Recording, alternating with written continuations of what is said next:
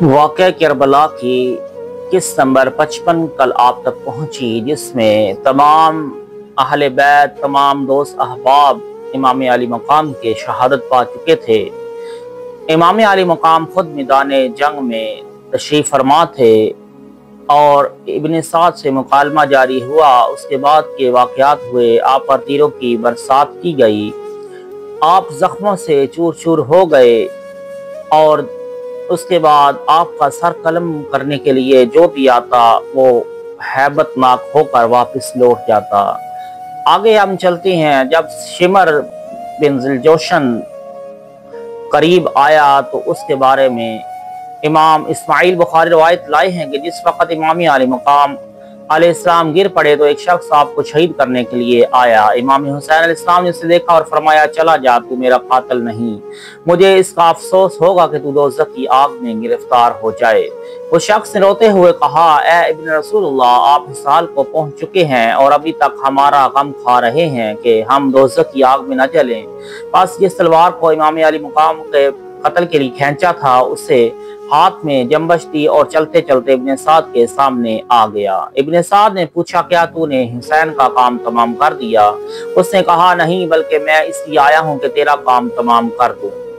اور اس کے ساتھ ہی اس نے ابن سعد پر تلوار کا وار کر دیا۔ ابن سعد کے نوکروں نے اسے گھیرے میں لے لیا اور اس پر تلواریں چلانا شروع کر دیں۔ اس شخص نے زخمی حالت میں امام علی مقام علیہ السلام کی طرف رخ کر کے عرض کی، اے ابن رسول اللہ، گواہ ہو جائیں کہ مجھے آپ کی محبت کے کوچہ میں شہید کر رہے ہیں، کل قیامت کو مجھے یاد رکھنا اور اپنے شہیدوں کے لشکر کے ساتھ جنت میں لے جانا۔ امام علی مقام علیہ السلام نے آواز دی کہ دل خوش رکھ، تو اپنی خواہش کے مطابق کل قیامت کو میرے ساتھ ہوگا۔ روایت آئی ہے کہ جب امام علی مقام علیہ السلام زمین کربلا پر گر پڑے تو زمین کو لرزہ آ گیا اور آسمان سے شور اٹھا۔ یزیدیوں کے لشکر سے 10 افراد پیادہ تلواریں کھینچ کر آئے اور ایک ہر ایک کی خواہش یہ تھی کہ وہ امام علی مقام کا سر انور کاٹ لے اور اس کا صلہ اور خلعت حاصل کر لے۔ ان میں سے جو شخص آگے بڑھتا امام علی مقام انہیں آنکھیں کھول کر اسے دیکھتے تو وہ شخص نادم ہو کر پیچھے لوٹ جاتا۔ ان میں سے سنان بن انس اور شمر بن ذوالجوشن باقی رہ گئے۔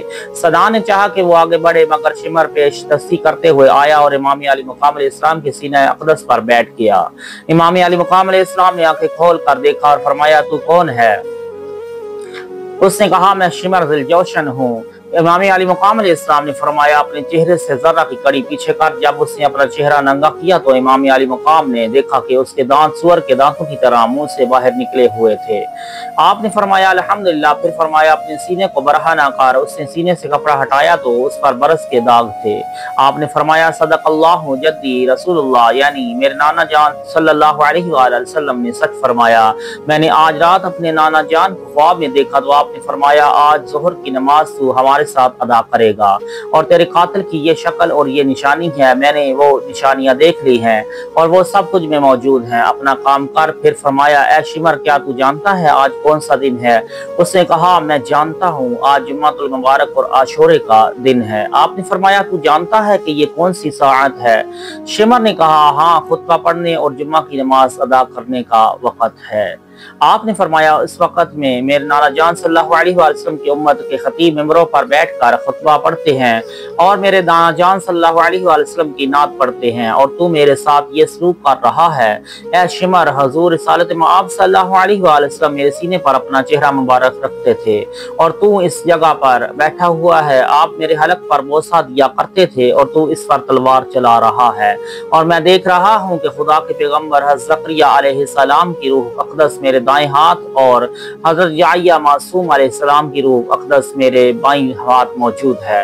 اے شمر، میرے سینے سے اٹھ جا، کیونکہ نماز کا وقت ہے، یہاں تک کہ میں قبلہ روح ہو کر نماز میں بیٹھ جاؤں، کیونکہ یہ میرے والد محترم کی میراث ہے کہ میں نماز میں زخم کھاؤں۔ جب میں نماز میں مشغول ہو جاؤں تو جو چاہے کر لینا۔ شمر آپ کے سینہ سے اٹھ گیا اور آپ نے اپنی تمام طاقت کو مجتمع کر کے قبلہ کی طرف رخ کر لیا۔ جب آپ نماز میں مشغول ہو گئے اور سجدہ میں سر رکھ لیا تو شمر سے صبر نہ ہو سکا کہ امام مظلوم کو اپنی نماز پوری کر لینے دے، چنانچہ اس نے سجدے کی حالت میں ہی امام علی مقام کو شربت شہادت نوش کروا دیا۔ انا للہ و انا الیہ راجعون۔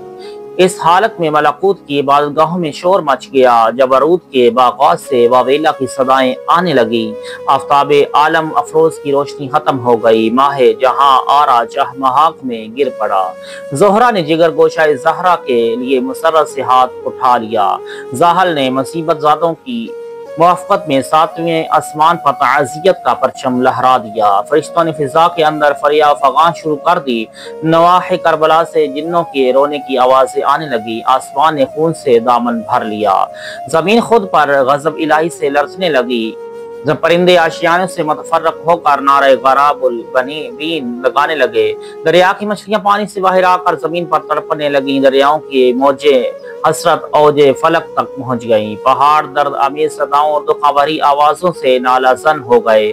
اطراف جانب سے آوازیں گریا اٹھی کہ کسی کو معلوم نہ تھا کہ یہ فغاں کیسی ہے اور یہ تعزیت کیسی ہے۔ حضور رسالت مآب صلی اللہ علیہ وآلہ وسلم کے پیروکاروں کے دل اور اس حادثہ وباہلہ کے واقع ہونے سے مقام تحریر میں دائرہ کی صورت میں چکر کاٹنے لگے۔ اہل بیت کے ہوا خواہاں کی جانیں اس واقعہ نازلہ کے ظاہر ہونے پر سوچ کی قید میں ڈوب گئیں، جیسا کہ نقطہ مرکز کے پاؤں میں حزن کی بیڑیاں ڈال دی گئی ہوں۔ جب بھی حقائق کا یہ شعلہ سینے کی بھٹی میں بلند ہوتا ہے، محروموں کے دل کو کباب کر دیتا ہے اور پرخون کلیجے کو جلا دیتا ہے۔ احمد بن عاصم کوفی اپنی تاریخ میں نقل کرتے ہیں کہ سیدنا امام حسین علیہ السلام کی شہادت کے وقت سرخ رنگ کا ایک غبار ظاہر ہوا، جس سے جہان اس قدر تاریک ہو گیا کہ ایک شخص دوسرے کو نہیں دیکھ سکتا تھا، اور لوگوں نے گمان کر لیا کہ یہ عذاب خداوندی کا مقدمہ ہے، مگر ایک ساعت کے بعد یہ غبار اٹھ گیا اور دنیا روشن ہو گئی۔ ذوالجناح کی واپسی۔ امام علی مقام علیہ السلام کی شہادت کے بعد آپ کا گھوڑا بے قرار ہو کر چاروں طرف بھاگنے لگا، پھر کچھ دیر بعد واپس آ کر اس نے اپنی پیشانی کے بال آپ کے خون نے تر کیے اور اپنی آنکھوں سے آنسو بہاتا ہوا امام حسین علیہ السلام کے خیمہ کی طرف لوٹ آیا۔ جب اہل بیت کرام نے دیکھا کہ امام علی مقام کا گھوڑا خون آلود چہرے کے ساتھ واپس آ گیا ہے اور اس پر سوار موجود نہیں، تو انہوں نے فریاد کرتے ہوئے گھوڑے کو مخاطب کیا اور فرمایا، اے ذوالجناح، تو نے امام کے ساتھ کیا کیا؟ تو انہیں ساتھ لے کر گیا تھا، واپس کیوں نہیں لایا؟ آخر تو کس دل کے ساتھ انہیں دشمنوں کے درمیان چھوڑ آیا ہے اور ان کے بغیر ان کے خیموں کی طرف لوٹ آیا ہے؟ اہل بیت کرام نوحہ کر رہے تھے اور ذوالجناح گردن جھکائے رو رہا تھا اور اپنے چہرے کو امام زین العابدین علیہ السلام کے پاؤں پر مل رہا تھا۔ ابو المعید خوارزمی روایت لائے ہیں کہ اس گھوڑے نے تھوڑی دیر زمین پر سر مارا اور اس کی روح قفص انسی سے پرواز کر گئی، جبکہ ابو المفاخر نے کہا ہے کہ وہ گھوڑا صحرا کی طرف نکل گیا اور کسی شخص کو اس کا کوئی نشان نہ مل سکا۔ امام علی مقام علیہ السلام کو شہید کرنے کے بعد شمر مردود لعنت اللہ علیہ جمعی مردودوں کے ساتھ اہل بیت کے خیموں کی طرف آیا اور تمام سامان لوٹ لیا۔ جب شمر امام زین العابدین کے خیمے میں آیا تو آپ ضعیف بیماری کی بنا پر لیٹے ہوئے تھے۔ شمر نے تلوار نکال کر چاہا کہ آپ کو شہید کر دے، تو حمید بن مسلم نے کہا، سبحان اللہ، اس بیمار کے قتل کرنے سے باز آ جا۔ بعض نے کہا ہے کہ ابن سعد نے شمر کے دونوں ہاتھ پکڑ کر کہا کہ تو خدا سے نہیں ڈرتا اور تجھے اس بے گناہ جوان کو قتل کرتے ہوئے شرم نہیں آتی جو دام مرض کا اسیر ہے اور اپنے باپ بھائیوں اور خویش و اقربا کے قتل ہونے پر نالہ و فریاد کر رہا ہے۔ شمر ابن سعد کے بار بار کہنے پر اس فعل شنی سے باز آ گیا۔ بعد ازاں یزیدی لشکر شہیدوں کے سر اور پردہ نشین خواتین کو ساتھ لے کر کوفے کے طرف روانہ ہو گیا۔ یہ واقعہ اجمال و تفصیل کے درمیان 10ویں باب میں 2 حصوں میں بیان کیا گیا ہے۔ انشاءاللہ بقیہ بھی بیان کیا جائے گا۔ امام حسین کی شہادت تک واقعہ کربلا کا اختتام ہوا۔ اللہ تعالی ہم سب کو اہل بیت کا ادب و احترام کرنے کی توفیق عطا فرمائے اور سید زادوں کا بھی احترام کرنے کی توفیق عطا فرمائے، جو ہمارے دور میں بھی آج بھی موجود ہیں۔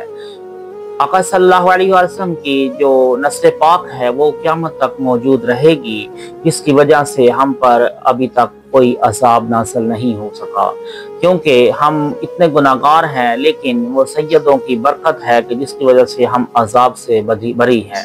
اللہ تعالی ہم سب کی بخشش و مغفرت فرمائے اور ہمیں اہل بیت کے راستے پر چلنے کی توفیق عطا فرمائے، آمین یا رب العالمین۔